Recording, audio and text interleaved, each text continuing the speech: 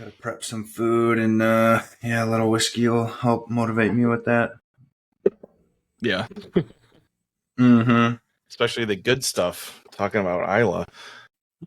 Is that what we're doing today? Yeah. All right, let me go grab my Lafroig.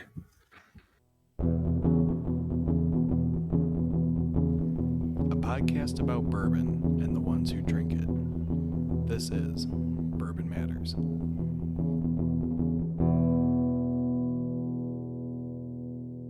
Welcome to Bourbon Matters. I'm Jake. And I am Gold Eagle Jake.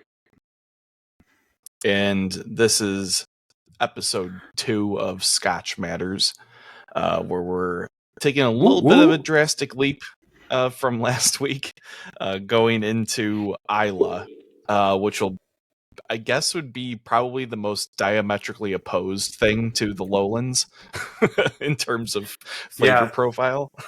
It's going to be extremely difficult to recommend something for non-Scotch drinkers today. I think this one is just going to be geared at people who just want to dive all in or are already Scotch drinkers. So, but we'll talk peatiest, about the smokiest. We'll talk about some safer bets, I think, for people looking to get into Islay scotches. I've only recently tried some Islay scotches, so I will recommend the ones that I've had and really enjoyed so far, for sure. Actually, I guess I've got a very good recommendation, but let's dive into it. So my favorite region in Scotland, I would say, is definitely Islay. I love the peat. I love the smoke. It's where I go when I kind of need a break from bourbon and American whiskey. I don't know if you've got any, probably don't have any articles or I didn't do any research, but just trying to pull up a couple things now. I don't know if you did. Yeah, so I was going to talk about peat, because it's obviously central to Islay, and we didn't talk about it in the Lowlands because it's not really used as much. So peat is basically a like semi-solid mass of like decayed matter that has built up in Scottish bogs for hundreds of years, and it burns extremely well. Originally it was used for like heating homes, a long time ago. I'm pretty sure it still is too. Oh yeah. Mm-hmm. It's a very like efficient fuel source. It's a really versatile thing. I don't really know what to call it, but it's like it's kind of like, it's like super thick moss, basically. It's a bunch of like interwoven like plant fibers and like decayed plants and even animals and like other stuff that all just kind of gets compacted over time. Makes it super efficient for burning. So at some point, Scottish distillers figured out that if they used the peat to burn and produce smoke while they're trying to dry out their barley, the barley dries out faster. Obviously lets them make more whiskey in a faster time frame. So the general use for peat when it comes to whiskey making is after the barley is malted, it's placed in these big warehouses, which have like a perforated floor, and they burn peat underneath the building or like just outside and kind of vent that peat smoke through the bottom of the warehouse floor, and that dries out the barley. The amount of smokiness is controlled by how much peat they're using to produce that smoke.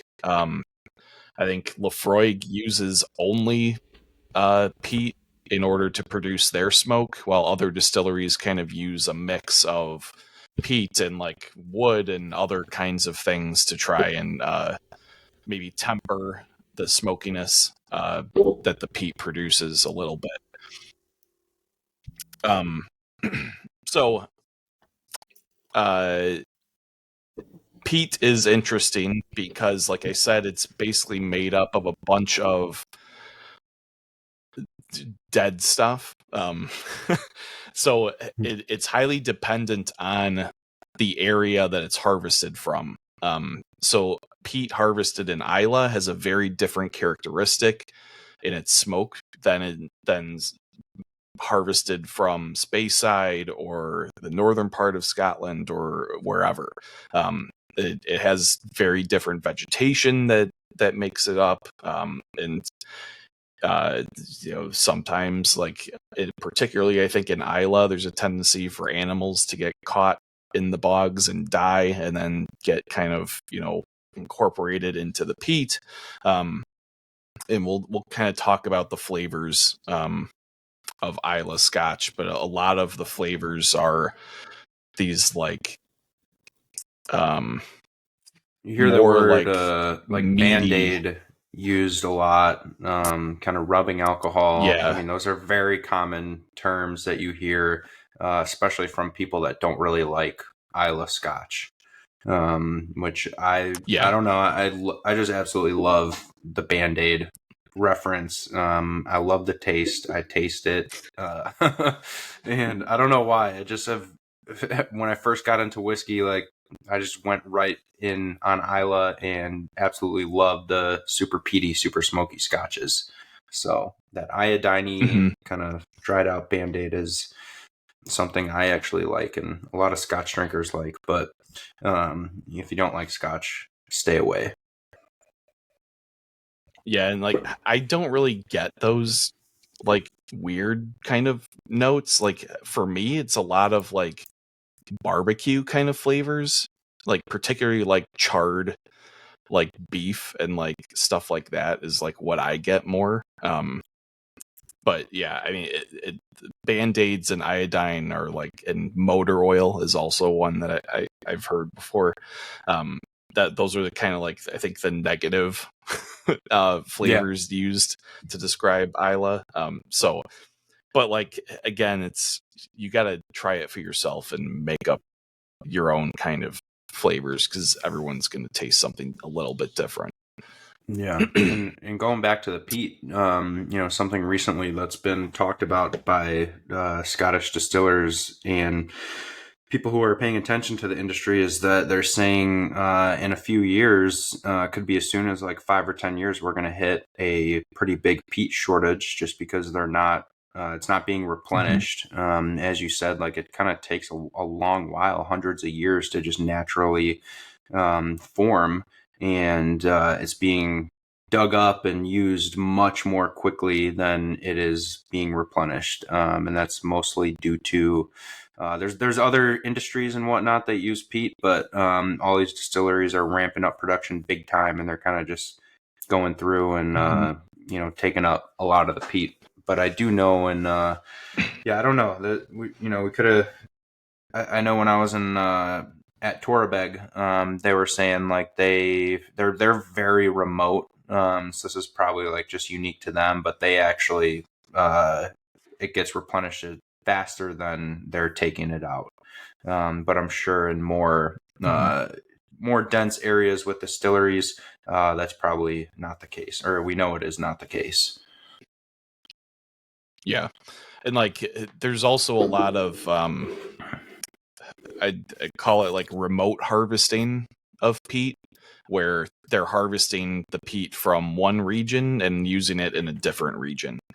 That's fairly common as well. So some areas, I think, like Islay in particular, are being like over harvested because of the qualities of the peat there. So yeah, it's interesting that I think at the Torabeg Masterclass, we talked about how they're trying to find alternatives to peat, which will be interesting to see what they can come up with, because it is so distinctive. Yeah, I mean, it's just like with bourbon, there's a incoming American white oak, shortage on the horizon as well. And it's one of those things where how do you replace something like that that's integral to the process? So yeah, I mean, it's some of the things that are, I think, coming to light as the industry as a whole is like doubling and tripling its output. So yeah.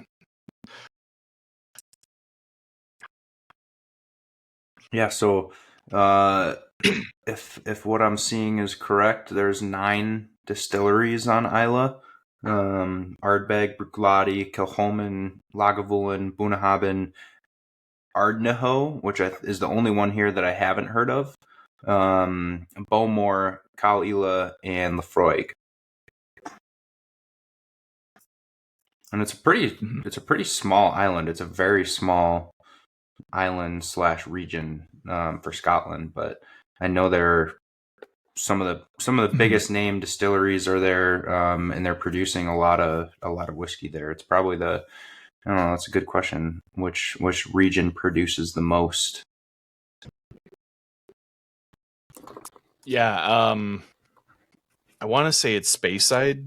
I think Speyside has the highest density of distilleries out of all the regions, which we'll talk about in one of the coming episodes for sure. Yeah, Speyside is by far the most extensive whiskey producing region in Scotland. That's what it says. But yeah, so let's talk a little bit about the actual Islay Scotch and like the flavors that you get beyond the peat, because I think it is pretty unique within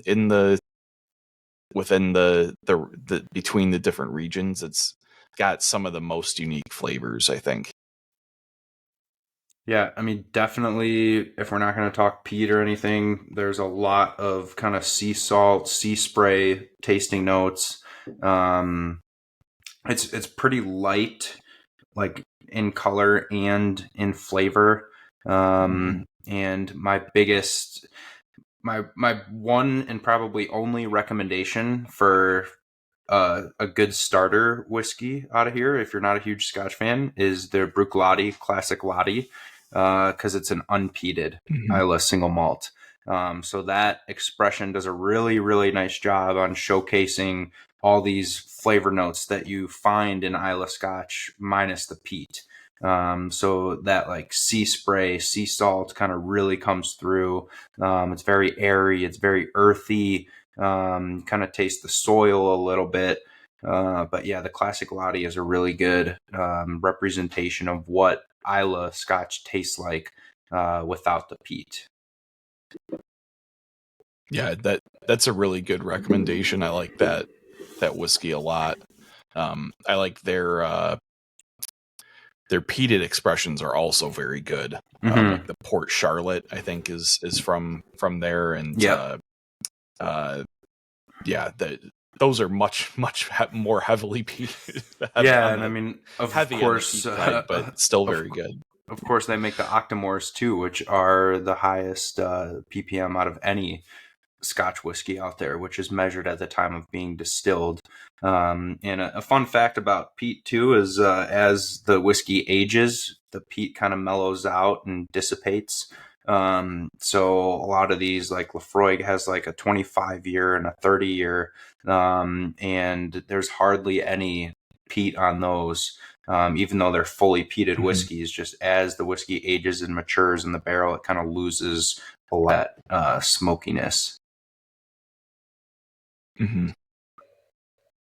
Yeah, I mean, even leaving a bottle of Islay Scotch like half full will really tame the peat flavor, even just after like a couple weeks, because it doesn't really cling to the whiskey all that well. It seems like, so yeah, it's something where like if you're gonna try it, I would recommend taking a sip and letting the glass sit for a few minutes and then continuing to drink it.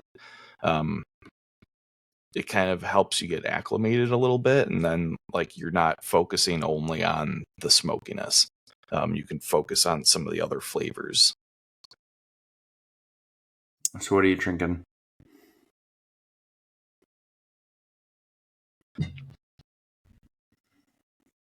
So I've got the Ardbeg Ardcore. I bought it because the box looks like a Sex Pistols album. I thought it was cool. But it's distilled with dark chocolate, or sorry, black malt barley. So they basically like burn the shit out of the barley before distilling it. I love it. I tried a little sip before we started recording because this was the first time I opened it, and I didn't want to drink it if I was gonna hate it. But it's actually phenomenally good. It is very much like toffee and like dark chocolate, and the saltiness really comes through. Like it's heavy on the peat on like the first sip, and then it kind of goes away as you get used to it.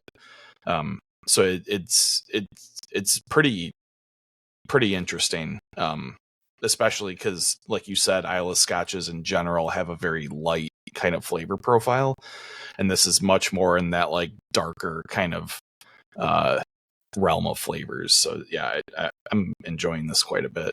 Yeah, that one has a lot of like kind of roasted chocolate notes to it, which kind of overtake the peat a little bit. So that's another really good one too. If you want something peated that isn't just gonna scream and blow back at you in the face. And that was like a one-time release. And we have a few bottles of it in stock, so I'm going to give a coupon code for that one. BM Isla, 10% off the Ardbeg Ardcore, online only, and it's $124.99, so not a super cheap bottle, but definitely worth it in my opinion. And this coupon code will save you about $12.50 on that. So if you're interested in that, you can go online and save some money on that one. But I'm drinking a Lafroig 4 Oak, which this we unfortunately do not have because it's a travel retail exclusive. My brother picked it up for me when he was traveling. And this one, it's good. It's 80 proof, so that's probably my only complaint. It's just kind of very mellow, and 4 different types of oak. Let's see what we got on here. Ex-bourbon barrels, virgin American oak barrels, and European oak hogshead, and sherry. So 4 different types of oak, kind of mellow it out. And being at 80 proof, it's a really good, just kind of warm up your palate type of whiskey. I would be drinking the Lafroig Elements if I didn't finish that bottle already. The 1.0. Which is this one. Yeah, that is extremely good. New experimental series from Lafroig. If you're not a peat fan, you might not like it, but it's got a lot of unique like charred pineapple and fruity notes that kind of take over the peat a little bit. So that's probably my best recommendation for just unique. And something that's kind of highly collectible too, because they are starting a whole series of experimental whiskeys, and that is release number 1 in that series, and number 2 is going to be coming out soon as well. Yeah, I think that would be one of my recommendations for the episode. It is extremely bright and fruity, but also like really reminded me a lot of like Al Pastor, and like getting some of those like charred notes from the peat that complement that like pineapple and like citrus and like tropical fruit notes like really well. So I think that's one that a bourbon drinker might be interested in. So I mean, I'd try it. I think you still have a bottle at the bar. No, that's open, that got finished right? too. Oh, it's gone. People have been liking that one.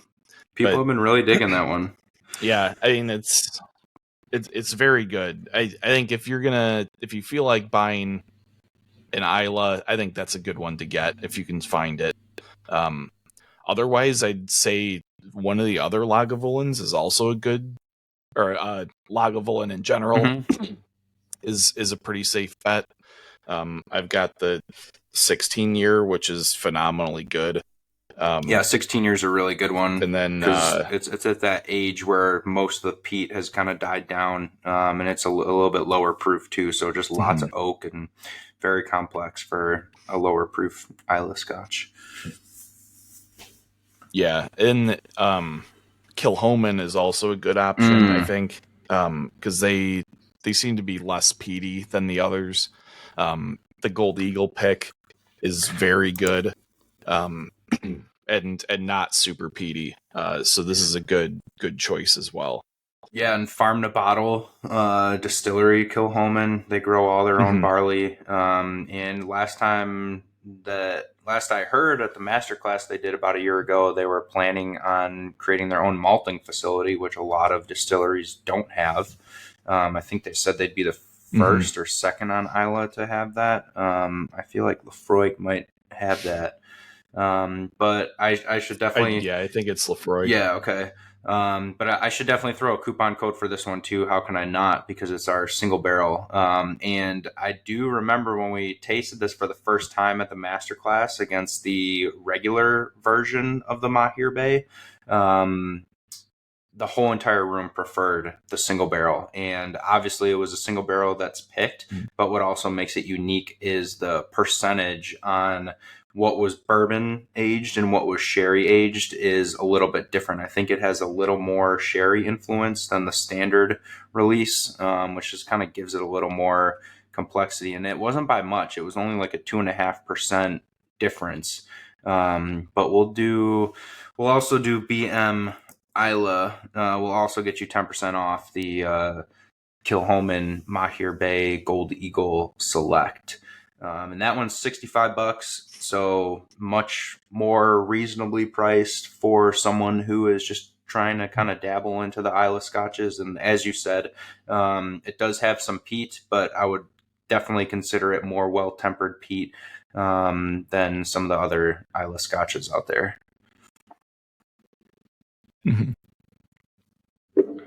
So I think we've probably mentioned this on the show before, but you really like Ardbeg. Yeah. I mean, I like all the Islay distilleries, but Ardbeg Ardbeg is up there for me because they do a lot of experimental things and one-off expressions. And they've got, I mean, I'm a sucker for cool packaging sometimes, and they have some of the coolest packaging that comes out on their different releases, as you said, with the Sex Pistols album kind of vibe going on there. But yeah, Ardbeg, it's a lot of these distilleries are finally starting to do more experimental things, but for a long time they were just kind of like American bourbon distilleries, just a little behind the times. And part of that too is the whiskey has to age, so you can't really flip a switch and have something experimental ready. But I think they're probably the most innovative and the leader in kind of different specialty releases out of any Scotch distillery, because they do a lot of like one-off things that are very interesting and usually very good. But yeah, I would say Ardbeg and Bruichladdich, followed by probably Lefroy for Islay Scotch, but yeah, I like them all. I can't, not gonna knock any of them. So, do you have a favorite Islay Scotch like that you've ever tried? Favorite Islay Scotch? Wow, that is a really tough question. That's almost as hard as when people ask me what my favorite bourbon is. But I do have an answer ready for that. As you probably know, it's Knob Creek Single Barrel. But for Islay Scotch, I don't know if I have. I might have to think about that for a little bit. Yeah, I don't know if I have in mind like an absolute favorite. I really did like the charred oak Offerman from Lagavulin last year. I thought that was extremely good. Um, but yeah, I don't know if I have one off the top of my head. Do you? Um, of the ones I've tried, which are not many, the Lafroig Elements is probably my favorite. Yeah, I mean, It's I just wanted to say very that. good, very interesting. Yeah, I wanted to say that. I felt like it was too easy of a cop out answer, but that one is really, really good. Yeah, I like it. I think you and I talked about it when we had it at the bar a few weeks ago. Um, but the only difference between this first release of Elements and the normal Lafroig is I think the type of yeast that they use, Yeah, pretty sure which that's is right. wild. Mm-hmm. That you get such a drastic change in flavor just from changing that single element. Mm-hmm. Um, but it's just a good testament to the complexity of crafting whiskey. So yeah, I mean, and like you said, it's uh, experimental projects are not easy in whiskey. Um, I would even say that it's probably the hardest in Scotch Mm-hmm. because most Scotch needs to age for so long to get to a really like good point. Um, though it's not 100% across the board because there are some excellent young Scotches that we talked about Lockley last week. That's a fairly young Scotch. But a lot of the distilleries, don't even have anything under 10 years old, um, just because the maturation level isn't really there, under that. Um, so it's a long investment, for an experimental project. Yeah, absolutely. And they're, just distilling with barley, so it's not like you can switch up the mash bill or switch up the type of corn you're using. So you gotta kind of think outside the box a little bit. But I am glad you brought up the age stated thing, because yes, most of the time Scotch does need to age for much longer. But in young Scotch, you get a lot of flavor notes that you don't get in more matured Scotch. Like they tend to be much fruitier, much lighter, and you can get away with a very young Scotch, especially when you're blending it in.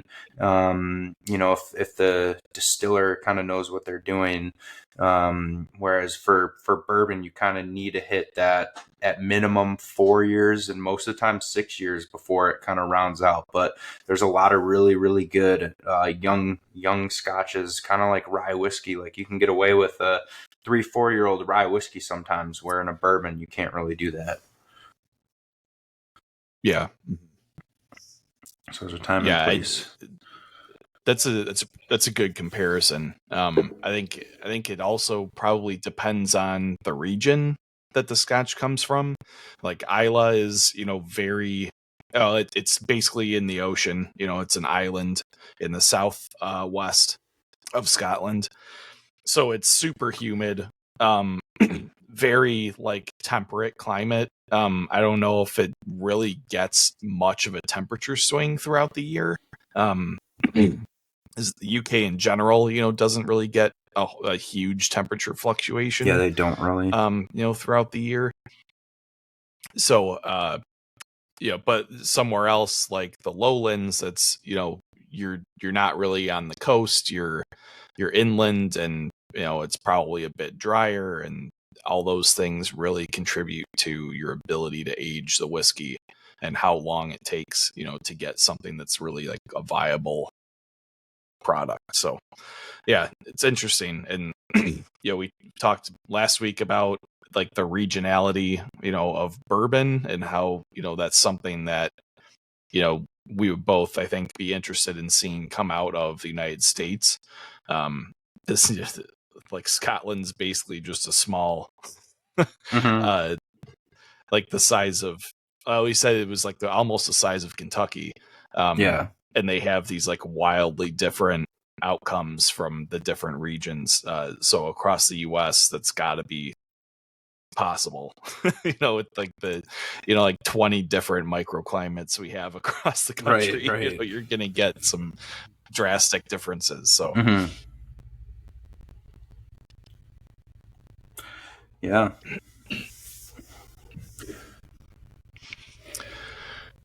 All right. Well, yeah, I mean, Isla's good. I think that was good. Check it out. Don't write it off.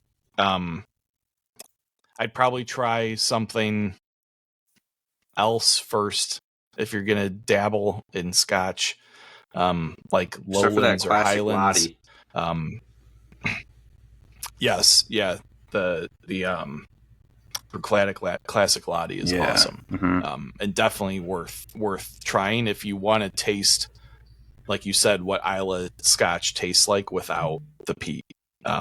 It's excellent. Yeah, I guess I should say. Yeah, I mean, don't. Sorry, I was just going to say I'll include that on the discount too. We'll do 10% off on the classic Lottie as well. So if you're listening, we got a lot of good options to save some money and expand your palate and try out some peated Scotch or unpeated Islay Scotch. Yeah, don't be afraid to try peated Scotch just because it's smoky.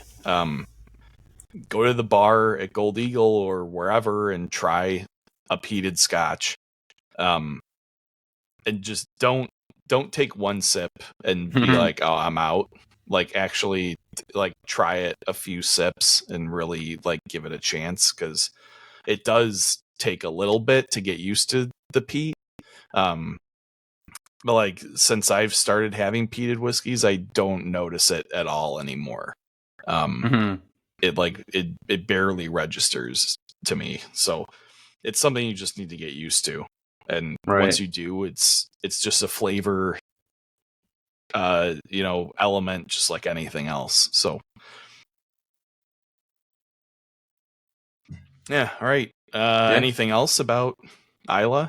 No, except for it's on my bucket list to go visit, and hopefully next time I'm in Scotland, that's where I'm going to be headed.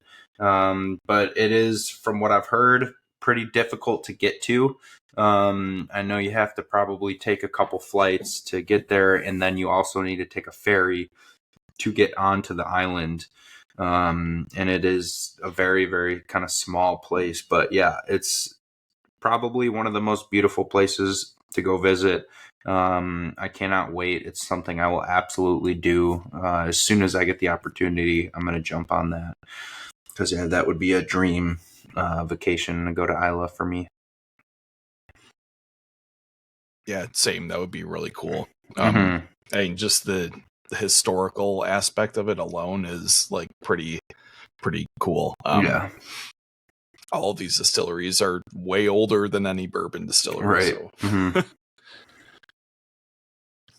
Cool. Thanks for listening to Scotch Matters, folks.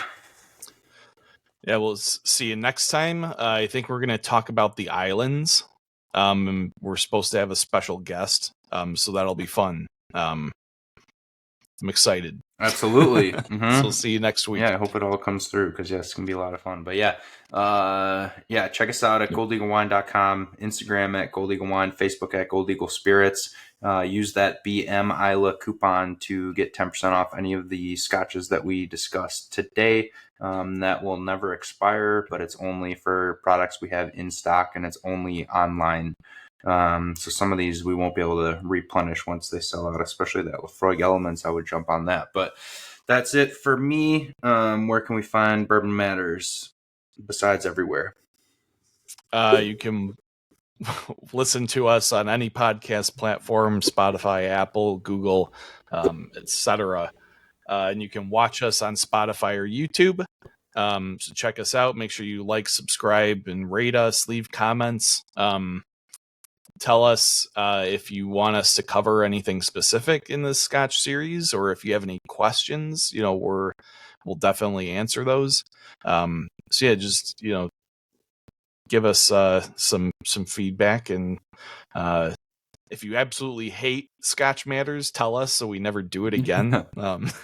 No, don't tell us, because we don't want Dan to see that.